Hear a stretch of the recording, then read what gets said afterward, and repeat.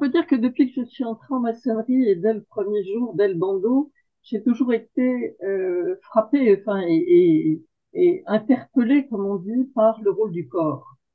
Et ce qui m'a d'autant plus frappée, c'est cette sorte de, je dirais pas de négation, mais en tout cas de mise à l'écart du corps dans les rituels ou en tout cas dans les paroles prononcées. Or, ce qui m'apparaît le plus fondamental, et je continue à le persuader, j'ai plus de 25 ans de maçonnerie, je suis persuadée que c'est le corps qui parle d'abord. Le corps choisit en premier et acquiesce ou refuse ensuite.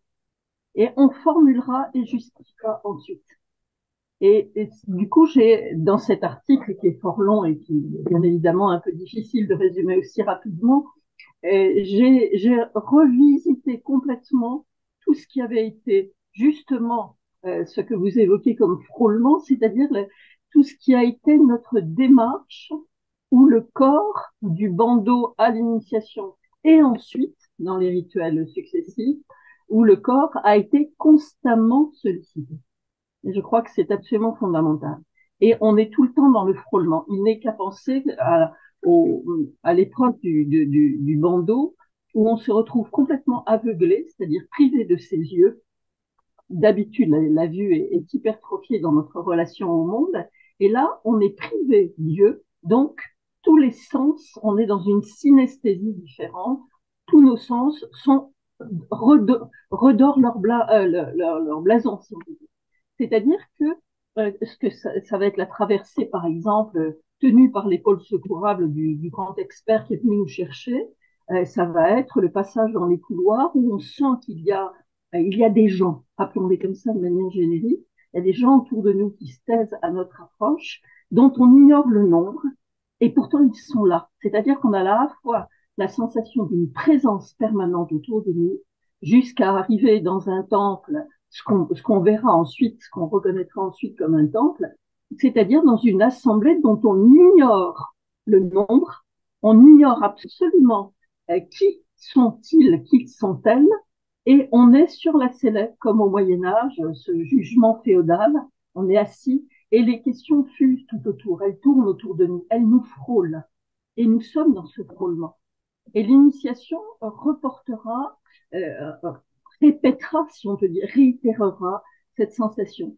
On sera frôlé, toujours aveuglé, donc toujours tous les yeux. On sera frôlé par l'air, on sera frôlé par le feu, on sera frôlé par l'eau. Et à chaque fois, on aura un rapport au corps omniprésent. Le corps est hypertrophié, si on peut dire.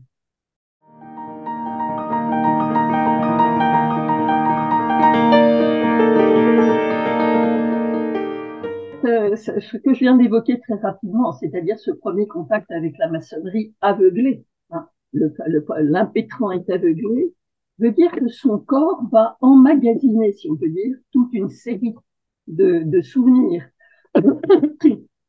de sensations justement qu'il enregistre.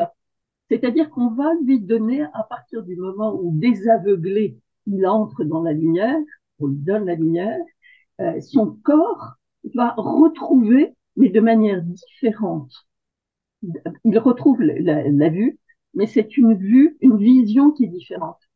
C'est-à-dire que tout son corps a mémorisé, si on peut dire, tout ce qu'il a vécu par les gestes, par les sensations, par les frôlements. Et surtout, ce qu'il faut savoir, c'est que cette mémoire est définitive. Et la réminiscence, au sens latin du terme, mémoriser, ça veut dire avoir reçu un avertissement, au sens propre. Memento mori, souviens-toi d'avoir à mourir. Et du coup, il faut savoir aussi que le mot savoir, sagesse, sapientia, etc., ça vient d'un verbe latin sapere qui veut dire savourer, c'est-à-dire avoir la connaissance d'abord physique de toutes les saveurs ce qui le fera apprécier l'insipide, etc. La coupe d'amertume et tout ce que vous voulez. Et toute l'initiation est l'acquisition d'un savoir au sens le plus physique qui va devenir ensuite un savoir expliqué au sens symbolique, si on peut dire.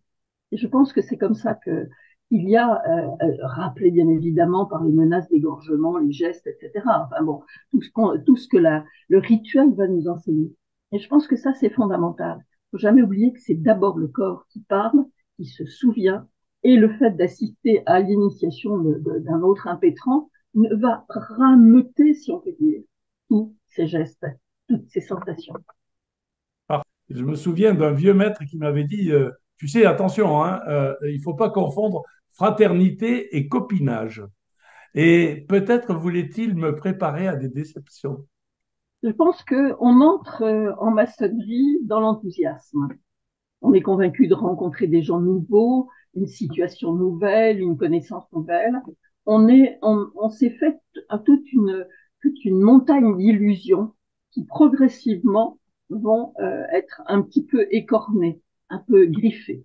On entre au milieu d'un groupe où finalement, comme dans la vie profane, et on n'y échappe pas, il y a ceux vers lesquels on a une sympathie, patior en latin, c'est-à-dire ressentir, hein, une sympathie ou une antipathie, ou en tout cas une réticence, et on va se trouver au milieu de personnes que dans le monde profane, on ne chercherait pas à rencontrer de nouveau. Or, l'assiduité nous impose de les croiser 2 fois par mois. Et on va réfléchir à ce que c'est que la déception positive. Parce que il ou elle m'a déçu. Mais peut-être suis-je aussi matière à déception pour il ou elle. On nous demande, et vous le disiez fort justement, d'entrer dans une fraternité, mais qui ne suppose pas l'affect et qui ne suppose ni insensibilité, ni sensiblerie excessive. C'est-à-dire où on va apprendre que l'amour profane, c'est justement surmonter ce que les sens, hein, auraient d'immédiat ou de trop rapide. Et cette déception, moi je crois beaucoup à ce passage de la déception instinctive hein, à la déception positive. C'est-à-dire où le travail, il est un travail de lucidité sur soi et plus seulement, si vous voulez, une réaction instinctive. Je crois beaucoup à l'assiduité pour ce genre de choses. Et on passe de ce qui serait la riposte, là encore je fais l'étymologie, la riposte qui serait la réponse instinctive et vindicative, à la réponse qui arrive à ce qu'on appelle la responsabilité. C'est toujours le même sémantisme. Et je crois que c'est ce qui est justement passionnant dans le travail maçonnique, si on le fait de cette manière, si vous voulez, où on cherche à donner un sens, une signification au travail qu'on fait, c'est justement de la riposte à la responsabilité.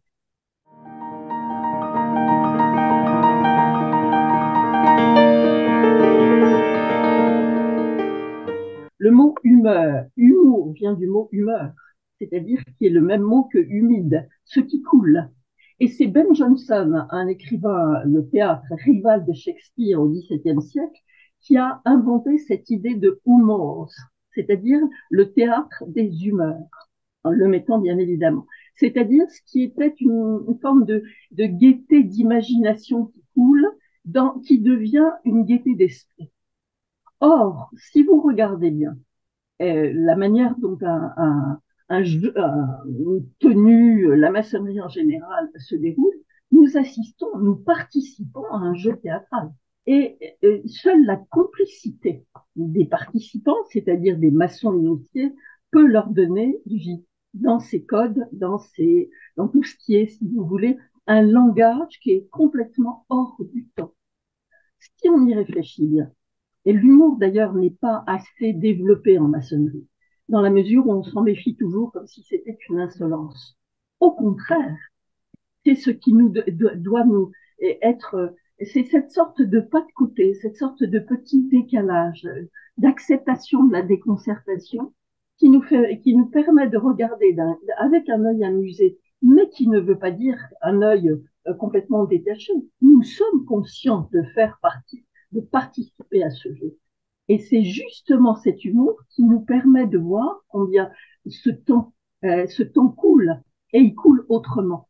Et vous voyez combien nous sommes toujours dans cette théâtralité que j'évoquais du théâtre anglais, par exemple, du XVIIe siècle dès le départ. Et je pense que c'est ce qui est ce sentiment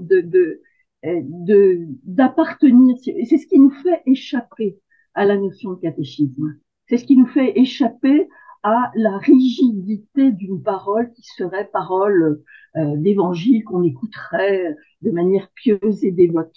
C'est ce qui nous fait échapper, nous fait entrer vraiment dans ce qu'on appelle la dogmatique, c'est-à-dire où nous refusons qu'une parole soit érigée en dogme définitif à apprendre par cœur et à laquelle obéir sans aucun recul. L'humour est fondamental. De toute façon, il est fondamental dans nos vies. Si nous voulons, nous arriverons bien évidemment à la joie. Si nous voulons être joyeux dans notre vie, il faut avoir ce sentiment du regard amusé sur notre propre caricature, notre propre ridicule, sans que ça soit méchant. L'humour n'est pas méchant. L'humour est un décalage.